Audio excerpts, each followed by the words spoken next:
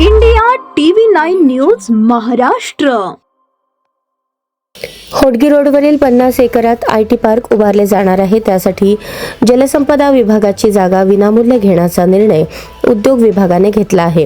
आता त्या ठिकाणी प्लॉटिंग करण्यासाठी ती जागा उद्योग विभागाला हस्तांतरण करण्याची कार्यवाही करावी असे पत्र उद्योग विभागाचे प्रादेशिक अधिकारी शिवाजी राठोड यांनी जिल्हाधिकाऱ्यांना पाठवले आहे।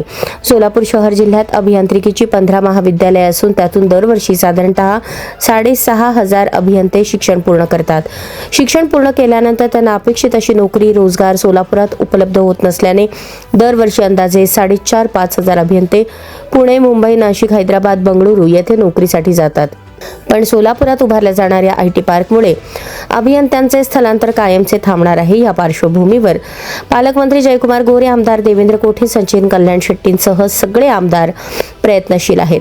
IT पार्क उभारण्याचा निर्णय यापूर्वीच झाला असून आता जागा हस्तांतरणासंदर्भात उद्योग विभागाने जिल्हाधिकाऱ्यांना पत्रव्यवहार केला आहे। उद्योग विभागालाही पत्र पाठवले जाणार आहे। जागा ताब्यात मिळाल्यावर उद्योग विभागाकडून पुढील कार्यवाही होणार आहे।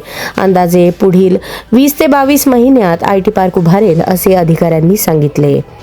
सोलापूर जवळील होडगी रोड परिसरातील 50 एकर जमीन जलसंपदा विभागाची आहे। सध्याच्या रेडी रेकनर दराप्रमाणे ती जागा देण्याचे विभागाने निश्चित केले आहे, परंतु उद्योग विभागाने ती जागा IT पार्कसाठी विनामूल्य घेण्याचा निर्णय घेतला। त्यामुळे आता सोलापुरातील IT पार्कसाठी जागा विनामूल्य द्यायची की रेडी रेकनर दराप्रमाणे द्यायची याचा अंतिम निर्णय जलसंपदा मंत्र्यांच्या अध्यक्षतेखालील नियामक मंडळात घेतला जाणार आहे।